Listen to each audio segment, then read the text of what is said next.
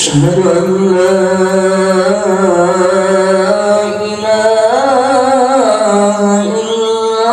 إلا الله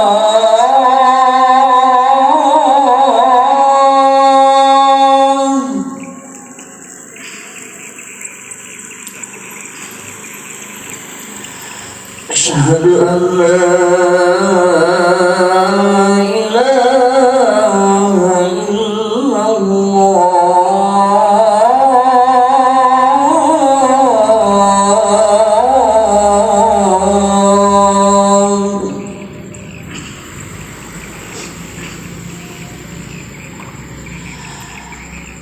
أشهد أن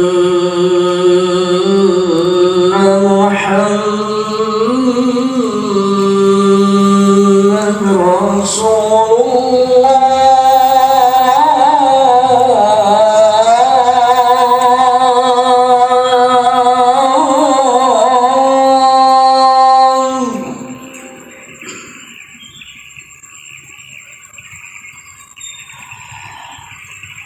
أشهد أن محمد رسول الله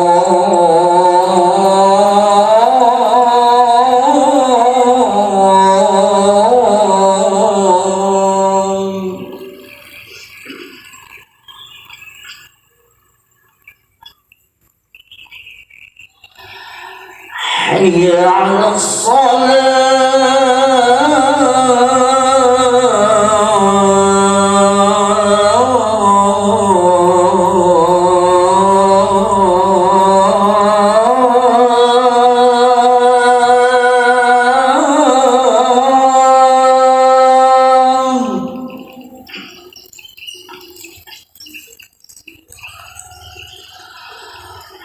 حي على حي على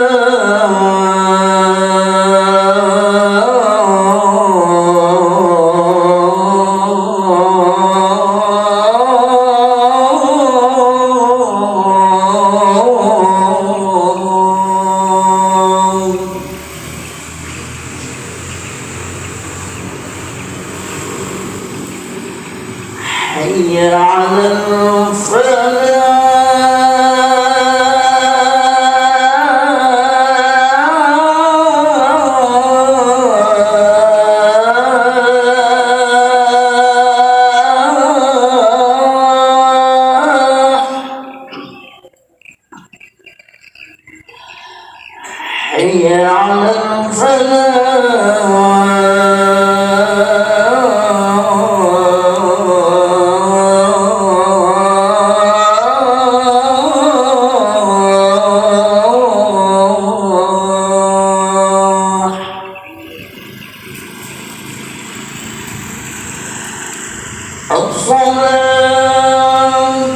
خير من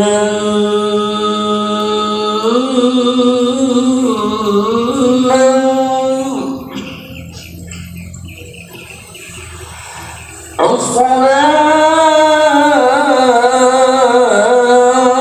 الصلاة خير من النوم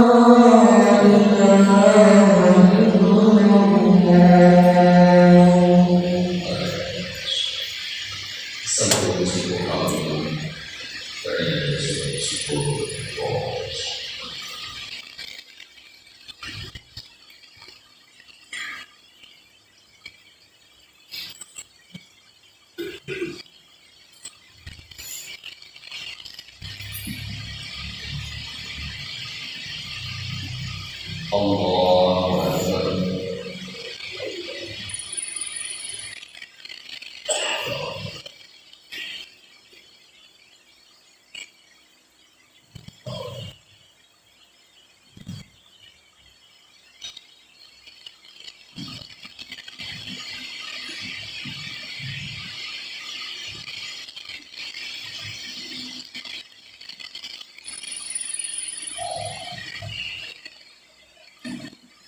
بسم الله الرحمن الرحيم. الحمد لله رب العالمين الرحمن الرحيم مالك يوم الدين إياك نعبد وإياك نستعين اهدنا الصراط المستقيم صراط الذين أنعمت عليهم غير المغضوب عليهم ولا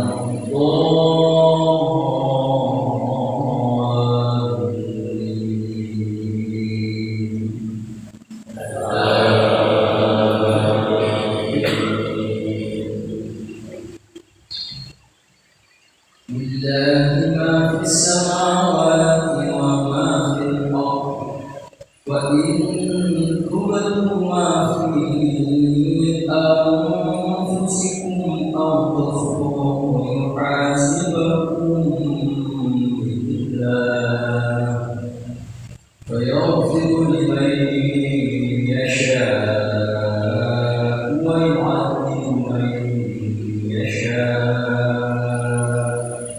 والله على كل شيء قدير. آمن الرسول بما أنزل إليه من ربه والمؤمنون كل آمن بالله وملائكته وكتبه ورسله لا نفرق بين أحد من رسله وقالوا سمعنا وأطعنا غفرانك ربنا وإليك المصير. لا يكلف الله نفسا إلا وسعها لها ما كسبت وعليها ما اكتسبت ربنا لا تؤاخذنا إن نسينا أو أخطأنا ربنا ولا تحمل علينا إصرا كما حملته على الذين من قبلنا ربنا ولا تحملنا ما لا طاقة لنا به واعف عنا واغفر لنا وارحمنا أنت مولانا فانصرنا على القوم الكافرين.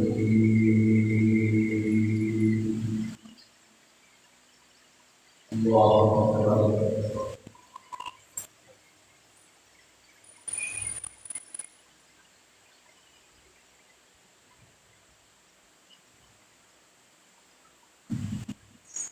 الله لمن حمده.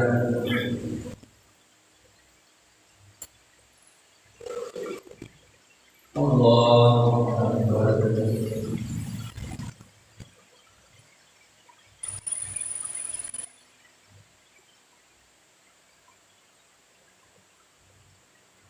الله أكبر.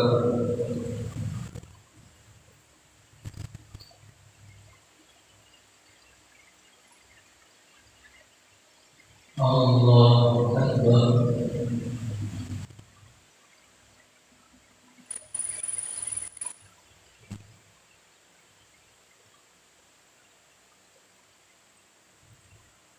الله أكبر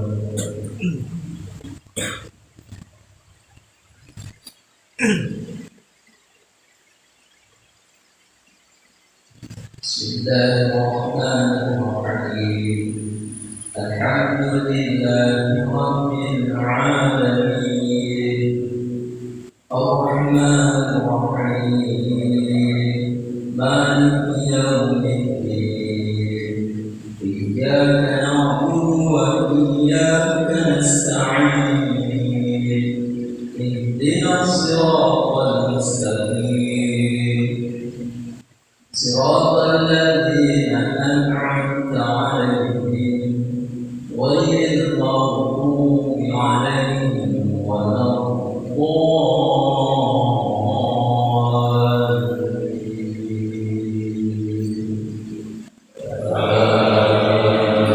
الضالين إذا السماء انفطرت وإذا الكواكب انتثرت وإذا البحار فجرت وإذا القبور حفرت علمت نفس ما قدمت وأخرت يا أيها الإنسان ما غرك بربك الكريم الذي خلقك فسواك فعدلك في أي صورة ما شاء ركبك كلا بل تكذبون بالدين وإن عليكم لحافظين كراما كاتبين يعلمون ما تفعلون إن الأبرار لفي نعيم وإن الفجار لفي جحيم يصلونها يوم الدين وما هم عنها بغائبين وما أدراك ما يوم الدين ثم ما أدراك ما يوم الدين يوم لا تملك نفس لنفس شيئا والأمر يومئذ لله الله أكبر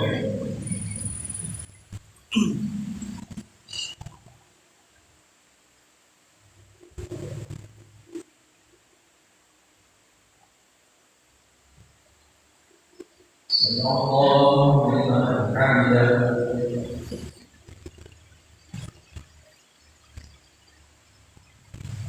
الله أكبر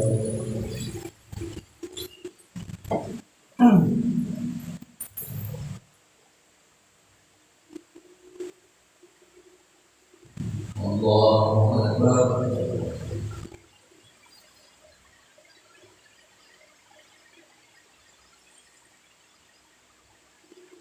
الله أكبر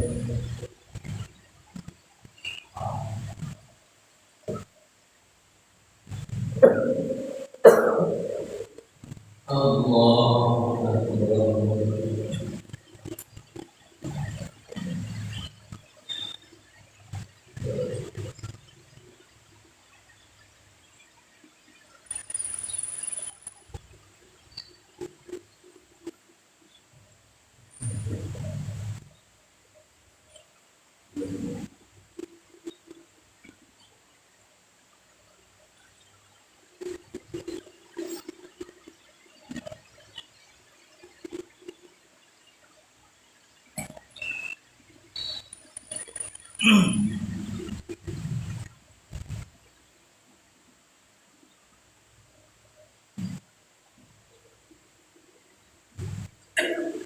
السلام عليكم ورحمة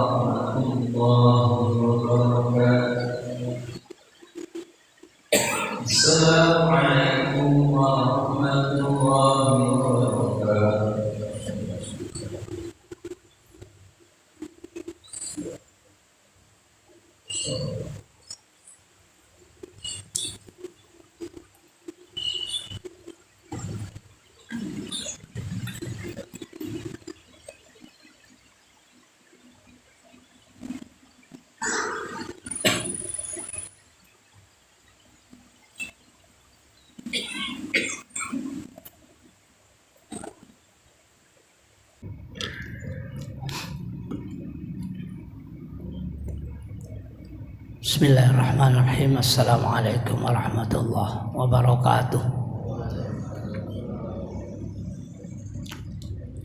Alhamdulillahilladzi ahyana ba'dama amatana wa ilaihin nusyur. Asyhadu an la ilaha illallah wahdahu la syarikalah. Iyyahu na'budu wa iyyahu nasta'in. Asyhadu anna Muhammadan abduhu wa rasuluhu al-mab'utsu rahmatan lil alamin. Allahumma shalli wa sallim ala nabiyyina Muhammad wa ala alihi wa ashabihi wa man tabi'ahum bi ihsanin ila yaumil mi'ad. Jamaah subuh Masjid Syuhada rahimani wa rahimakumullah. Kembali kita menjadikan puji dan rasa syukur kehadirat Allah Subhanahu wa taala atas segala limpahan karunia-Nya, nikmat-Nya pada kita semua, sehingga sampai saat ini, detik ini, insyaallah kita masih tetap istiqomah dalam keyakinan kita bahwa saja Allah Subhanahu wa taala Rabb kita. Nabi Muhammad sallallahu alaihi wasallam adalah nabi dan rasul Allah Subhanahu wa taala, dan Al-Qur'anul Karim adalah kitab suci kita. Semoga keyakinan ini tetap Allah peliharakan, tetap Allah mantapkan di dalam hati kita, sehingga sampai suatu saat kita menghadap Allah Subhanahu wa taala dengan doa, Allahumma inna nas'aluka bihusnil khotimah wa na'udzubika bisu'il khotimah. Inilah doa dan harapan kita setiap saat, agar kita senantiasa berada dalam keistiqomahan sampai menjelang detik-detik akhir hayat kita. Salawat serta salam semoga selalu terlimpah, tercurah, dan terus menerus bertambah kepada junjungan kita Nabiullah Muhammad sallallahu alaihi wasallam serta para keluarganya, para sahabat-sahabatnya yang mulia, dan tentu juga kepada para pengikut-pengikutnya yang senantiasa setia dengan sunnah-sunnahnya ila yaumil qiyamah. Jemaah sekalian, tidak ada satupun yang paling berperan dalam kehidupan kita ini. Sejak kita bangun tidur sampai kita kembali tidur lagi, tidak ada satu yang paling berperan dalam hidup kita ini adalah apa yang disebut dengan doa. Mulai kita bangun tidur, sudah ada doa yang kita ucapkan.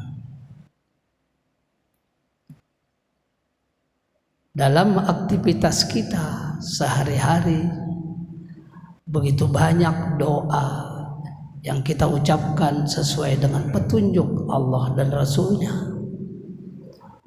Dan ketika kita kembali ke peraduan, ketika kita kembali tidur lagi, maka ada bacaan-bacaan yang intinya merupakan doa juga bagi kita kepada Allah Subhanahu wa taala.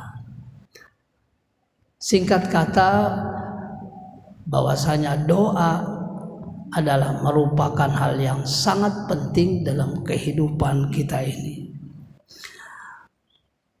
Bagaimana peran seorang yang disebut dengan orang tua, ayah dan ibu terhadap kebaikan anaknya, terhadap kesuksesan anaknya, terhadap apa yang menjadi cita-cita dan harapan anaknya. Bagaimana peran doa orang tua kepada anak-anaknya. Bagaimana Nabiullah Muhammad sallallahu alaihi wasallam dengan doa-doa yang beliau ucapkan itu senantiasa bergema sampai kepada kita. Bagaimana doa Nabi Ibrahim yang beliau ucapkan, yang beliau sampaikan kepada Allah untuk keluarganya dan termasuk untuk kita semua. Sehingga sampai detik ini, bagaimana kaum muslimin berbondong-bondong setiap saat, bukan lagi setiap tahun tapi setiap saat, kaum muslimin berdatangan dari seluruh pelosok penjuru dunia mengunjungi, berziarah ke Makkatul Mukarramah, mengunjungi Baitullah. Ini adalah berkat doa Nabi Ibrahim alaihi salam. Begitu juga peran doa seorang anak kepada kedua orang tuanya yang dengan segala ketaatannya, keikhlasannya mendoakan orang tuanya, sehingga dengan doa tersebut insya Allah orang tua yang mungkin sudah tiada, yang mungkin sudah berada menunggu di alam barzah, mendapatkan keterangan, mendapatkan penerangan di dalam kuburnya, mendapatkan kelapangan di dalam kuburnya. Ini semua adalah berkat doa dari seorang anak yang soleh, awaladin solihin yad'ulah, doa anak yang soleh yang mendoakan kepada kedua orang tuanya. Begitu juga doa dari orang-orang yang mungkin kita anggap sepele, yang mungkin hanya kita pandang sebelah mata. Tegaknya satu negara, turunnya barokah Allah ke suatu wilayah, ke satu tempat, tentu tidak terlepas bagaimana peran dan doa dari orang-orang fakir, orang-orang miskin. Tegaknya satu negara, tegaknya satu wilayah, oleh Nabi dikatakan pertama karena adanya ulama, ilmul ulama. Tegaknya satu negara, berkahnya satu negara karena adanya nasihat ulama, karena adanya fatwa ulama, karena adanya doa-doa dari para ulama. Dan Nabi mengatakan bahwasanya ilmu itu diangkat oleh Allah kembali, barokah itu diangkat oleh Allah kembali ke hadiratnya, bukan karena ketiadaan lagi orang yang berilmu, ketiadaan lagi orang yang berbuat baik, tapi diangkatnya ilmu, diangkatnya barokah bimautil ulama, karena matinya seorang ulama. Jadi bagaimana dalam sebuah negara peran ulama itu sangat luar biasa. Barokah itu sedikit demi sedikit tercabut karena bimautil ulama, dengan matinya ulama, dengan dicabutnya roh dari para ulama-ulama kita. Tegaknya satu negara karena adlil umaro, karena adilnya para umaro, karena baiknya seorang pemimpin. Tegaknya satu negara karena dermawannya para agnia, orang-orang kaya. Dan jangan lupa, tegaknya satu negara karena doanya orang-orang yang mungkin kita anggap sepele. Itulah orang-orang fakir, orang-orang miskin. Jadi begitu luar biasa peran doa ya, yang kita ucapkan dalam rangka kesuksesan, dalam rangka mencapai kebahagiaan, baik di dunia, lebih-lebih lagi di akhirat kelak. Bagaimana kita bisa mencapai sa'idun fid dunia, kebahagiaan di dunia, berikut sa'idun fil akhirah, kebahagiaan di akhirat, kalau bukan karena doa demi doa yang diucapkan. Anak bisa sukses karena peran doa dari orang tua. Orang tua bisa bahagia di dunia, lebih-lebih di akhirat karena peran doa dari seorang anak, dan seterusnya. Kenapa demikian? Begitu luar biasanya, begitu pentingnya peran doa dalam hidup ini. Karena dikatakan bahwasanya doa itu adalah mukhul ibadah, otaknya ibadah, tulang sumsumnya ibadah. Dapat kita bayangkan bagaimana kalau manusia tidak punya otak. Kalau otak bahasa kita pasir, tidak ada masalah. Nah, otak itu ya Pak Ustadz Bahrianto apa ya? Parang ya. Ya.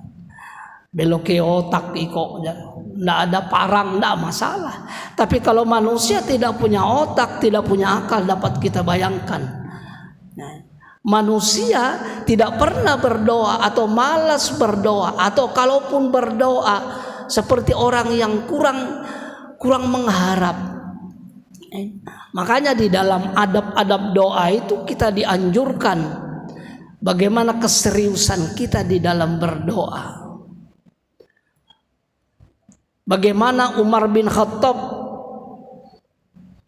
yang sudah dijamin, yang sudah direkomendasikan oleh Rasulullah termasuk 10 orang yang sudah dijamin masuk surga, masih tetap berdoa, bahkan minta doa kepada anak kecil,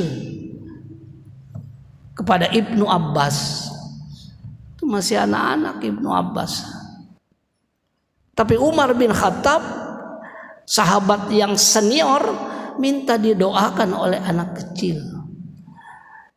Jadi anak kecil itu punya peranan yang luar biasa terhadap barokah Allah kepada kita. Jadi kita jangan sungkan-sungkan minta didoakan kepada anak-anak kecil. Kenapa? Karena anak kecil itu belum punya dosa, dia masih suci. Masih suci. Bahkan mungkin mindset kita bisa robah sedikit. Kalau mungkin setiap kita ketemu dengan anak, mungkin teman kita ketemu dengan teman, kebetulan anak itu bawa anaknya yang masih kecil, biasanya sudah biasa menjadi tradisi kita, menjadi budaya kita di Indonesia. Apa kata orang tua? Salim nak, cium tangan. Apalagi bergelar ustaz, cium tangan ustaz. Nah, itu. Coba sedikit-sedikit kita robah. Bukan kita yang dicium tangannya, tapi kita yang mencium tangan dia. Untuk apa? Untuk supaya ada doa yang terselip di antara kalimat-kalimat dari anak tersebut. Sebab anak tersebut suci, makbul doanya. Ya sekali-kali lah kita yang mencium tangan anak kecil itu sambil dipegang kepalanya. Sunnah itu dipegang kepalanya, baru kita doakan juga, balik tukar menukar doa, begitu barter doa. Beriman, bertakwa. Jadi dalam situasi apapun, dalam situasi senang, dalam situasi bahagia, dalam situasi marah sekalipun, tetap sebisa-bisanya ada doa yang kita ucapkan. Saya pernah menemukan seorang ibu dan begitu luar biasanya ibu tersebut sehingga menimbulkan kekaguman. Luar biasa ibu ini, Masya Allah. Sambil memukul anaknya, "Padribuh, pukullah anakmu. Kalau sudah 10 tahun tidak mau sholat, kalau 7 tahun itu cukup diperintah, dianjurkan, tapi dicontohkan." Jadi sambil menganjurkan, sambil memberi contoh. Jangan, kamu turun ke syuhada. Sementara dalam hati anaknya, bapak aja tidak turun. Nah, kira-kira jadi kita sambil menyuruh, sambil memberi contoh. Itu umur 7 tahun. Tapi berselang waktu sampai 10 tahun dia masih saja tidak mau sholat. "Padribu," maka pukul. Tapi pukulnya tentu pukul yang mendidik. Kira-kira dari lutut ke bawah, jangan lutut ke atas, apalagi sambil memar-memar mukanya. Nah, ini. Apa kata ibu itu ketika dia marah, dia pukul anaknya, kakinya, tapi terucap di mulutnya, "Beriman kamu, bertakwa kamu." Nah, ini anak sudah dipukul, sakit, doanya yang jelek-jelek, "Bungul ikam, tambuk ikam." Kalau anaknya bungul, bagaimana orang tuanya? Lebih bungul lagi kira-kira. Nah, inilah peran doa yang sungguh luar biasa. Makanya di dalam hal-hal tertentu, terutama terkait dengan adab-adab kita, bagaimana kita berdoa yang baik, tentu kita harus memperhatikan adabnya agar supaya doa kita itu bisa langsung didengar Allah, syukur langsung bisa diijabah Allah. Tentu ada hal-hal yang perlu kita perhatikan. Dan yang terakhir, bagaimana kita bisa memperhatikan yang disebut dengan doa-doa, adab-adab dalam berdoa. Sebab adab itu penting. Adabul mar'i khairum min amali. Adab itu lebih tinggi nilainya, lebih baik nilainya dari sekadar amal yang kita lakukan. Baca Quran baik, tapi kita baca dengan beradab itu jauh lebih baik lagi. Sholat baik, tapi kita sholat dengan adab yang baik, itu jauh lebih baik lagi.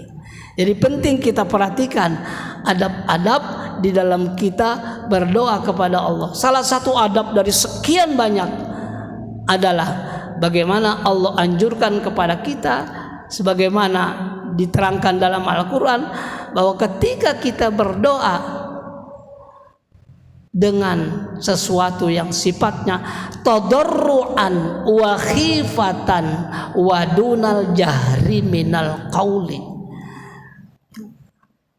dengan rendah hati, dengan suara yang memelas, dengan rasa khawatir.